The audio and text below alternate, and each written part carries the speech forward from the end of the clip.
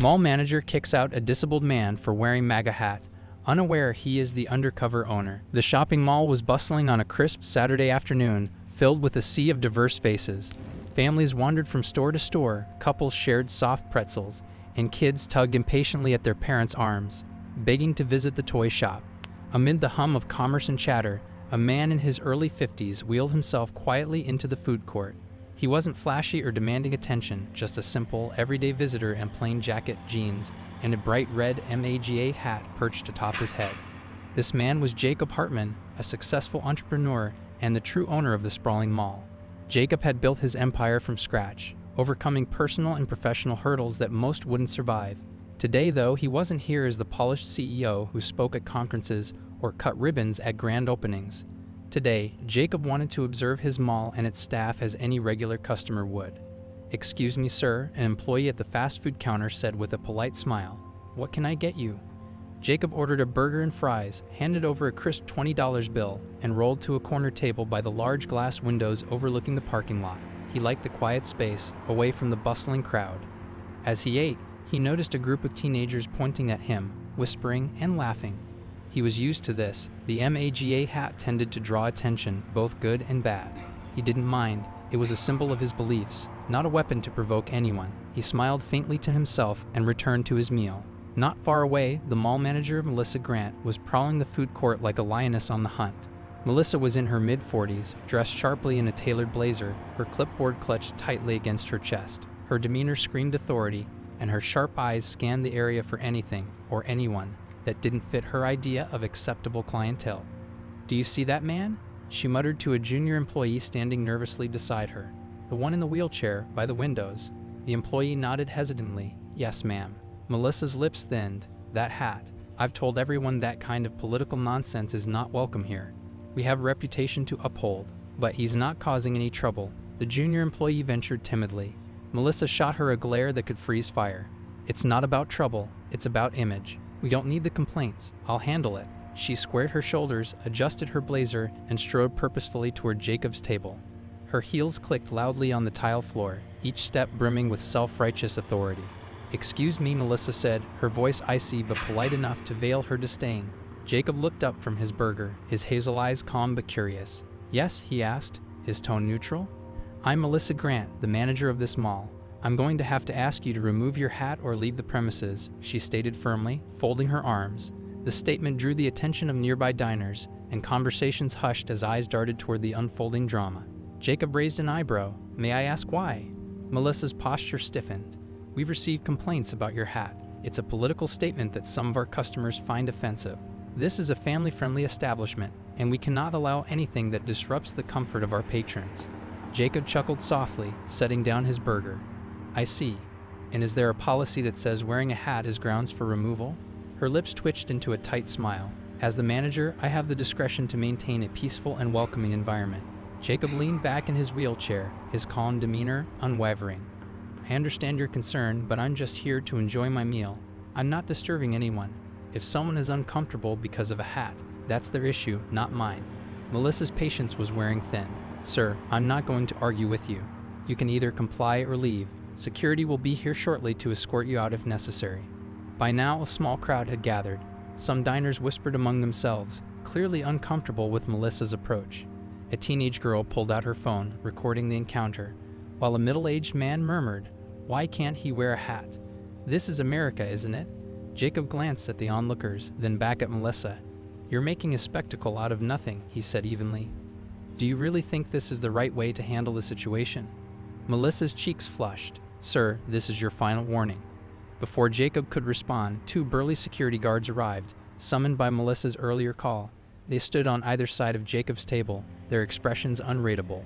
"Sir, you need to come with us," one of them said, his tone firm but not aggressive. Jacob sighed and took a final bite of his burger. "Fine," he said, rolling his wheelchair back slightly. "But you might want to think about how this looks to everyone watching." As the guards escorted him toward the exit, the teenager with the phone followed discreetly, still recording. Melissa exhaled sharply, brushing imaginary dust off her blazer. "Some people just don't get it," she muttered to herself, turning to head back to her office. Unbeknownst to Melissa, the teenager uploaded the video to social media within minutes. The title read, Disabled man kicked out of mall for wearing a MAGA hat. It began racking up views and comments at lightning speed. Jacob left the mall quietly, but there was a faint smile on his face. Melissa had no idea that her moment of authority was about to set off a chain of events she couldn't control. Because the man she had just humiliated wasn't just any patron. He was the very person who signed her paychecks, and tomorrow her world was about to turn upside down. Melissa Grant returned to her office with a sense of accomplishment. The situation in the food court had been handled, and as far as she was concerned, she'd done her duty to protect the mall's family-friendly environment. She sat at her desk, shuffling papers and mentally moving on. Yet the uneasy glances she received from some of her staff earlier lingered in her mind. Still, Melissa brushed it off as part of the job. Leadership wasn't about being light. It was about making tough decisions. Meanwhile, across town, Jacob Hartman was settling into his home office, sipping a cup of tea as his phone buzzed incessantly. Notifications from social media apps, emails from concerned friends, and even a text from his PR manager began pouring in. "Jacob, this is blowing up." The text read, "You need to see the video." Jacob clicked on the link provided and leaned back as he watched the grainy footage of his encounter with Melissa. The teenager had recorded everything. The calm way he'd responded, Melissa's escalating hostility, and the security guards escorting him out. The caption read, "This is what happens when prejudice meets ignorance. Disabled man kicked out of a mall for wearing a MAGA hat." The comments were a firestorm. "Unbelievable. People need to learn respect. This guy is my hero for staying so calm. Who's the manager? She should be fired. Jacob Hartman? Isn't he the CEO of Hartman Enterprises? Gee." Jacob smirked. Clearly, some viewers had recognized him. This wasn't just a social media moment. It was a full-blown PR crisis for his mall. But instead of anger, Jacob felt something else. Curiosity. How would Melissa handle herself if she knew who he really was? By the next morning, the video had reached over 1 million views, and local news stations began picking up the story. Melissa, however, was blissfully unaware. She started her day as usual, walking through the mall to ensure everything was in order. She greeted a few employees curtly, issued instructions to tighten up displays, and made a mental note to follow up on the new seasonal decorations. It wasn't until mid-morning, when she noticed an unusual number of people loitering near the food court with their phones out, that she started to suspect something was off. A young employee approached her, nervously holding a tablet. Ms. Grant, have you, seen this?" he asked, hesitating as he held the screen toward her. Melissa frowned and snatched the tablet. Her heart sank as she saw the now viral video. Her face was unmistakable. The footage captured her confrontation with Jacob in excruciating detail. The comments scrawled across the screen ranged from critical to outright furious. "Where did this come from?" she demanded, her voice rising. "Social media. It's everywhere now," the employee replied, stepping back as if bracing for a storm. "A lot of people are upset." Melissa's mind raced. This could ruin her. She needed to act quickly to contain the fallout. "Get PR on the phone," she barked. "We need a statement, now."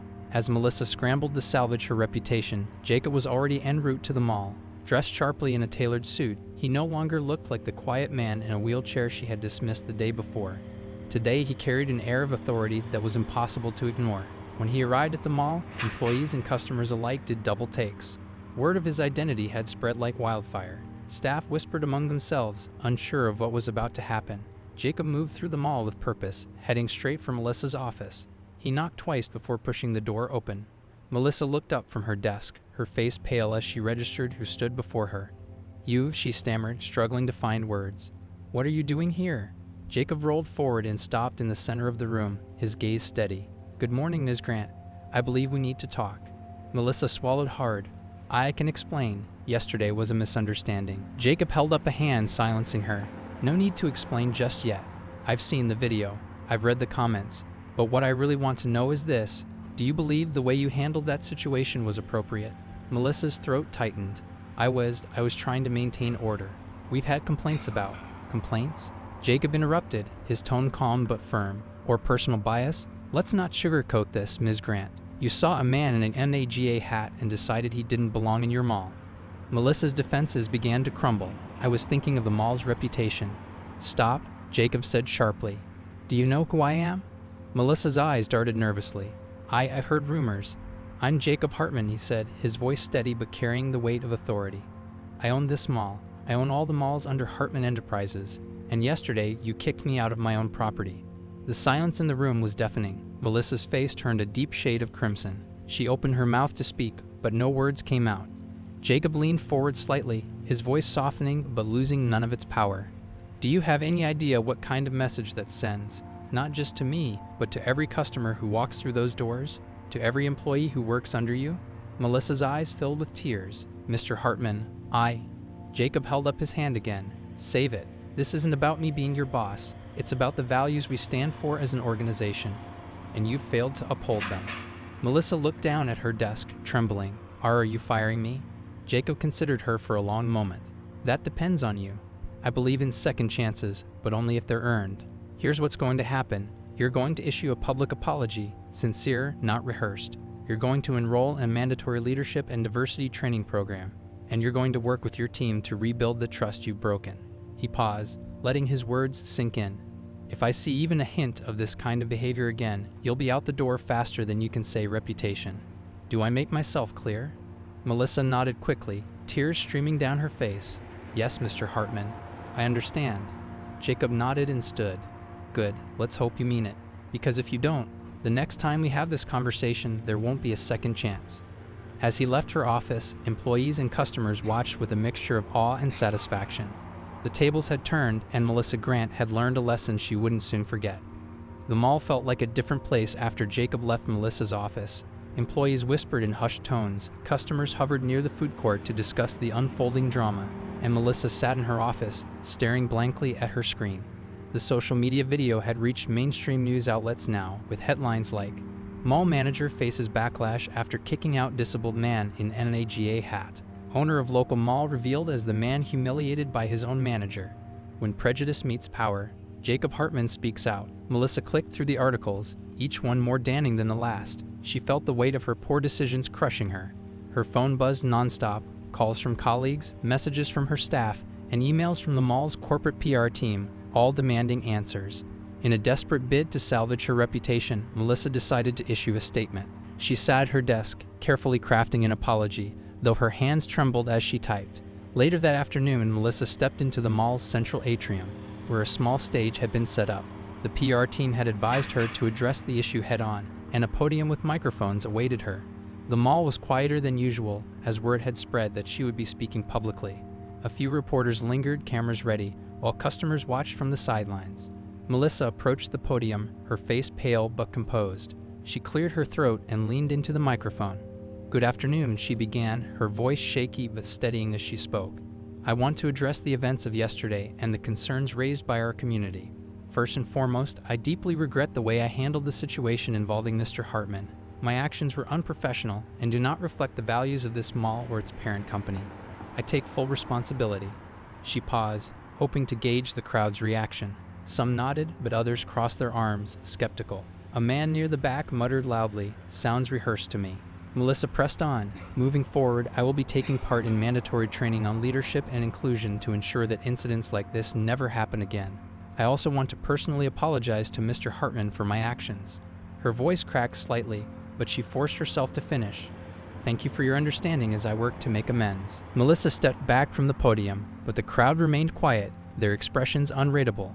A reporter raised her hand. Ms. Grant, how do you plan to rebuild trust with the community after this incident? Melissa hesitated. I will focus on fostering an environment of inclusion and respect. Another reporter jumped in. Do you think it's fair that you still have your job after what happened? Many online feel you should have been fired. The question hung in the air like a weight. Melissa stammered, I'm committed to proving I deserve this second chance. But the damage was done. The murmurs in the crowd grew louder, and the skepticism in their faces deepened. Melissa realized, too late, that her apology wasn't enough. The community's trust wasn't something she could regain with a few carefully chosen words. Meanwhile, Jacob had been following the events closely from his office. His inbox was flooded with messages, some praising his calm handling of the situation, others urging him to fire Melissa immediately. But Jacob wasn't impulsive. He knew that Melissa's actions had caused significant harm, but he also believed in the power of redemption when paired with accountability. That evening, he returned to the mall unannounced. Dressed casually, without the MAGA hat this time, Jacob blended in with the evening shoppers. He wanted to see how Melissa was handling herself now that the spotlight was fully on her. He found her near the atrium, speaking quietly with a group of employees. Her posture was slouched, her face weary, and her tone lacked the sharpness she'd wielded so confidently the day before.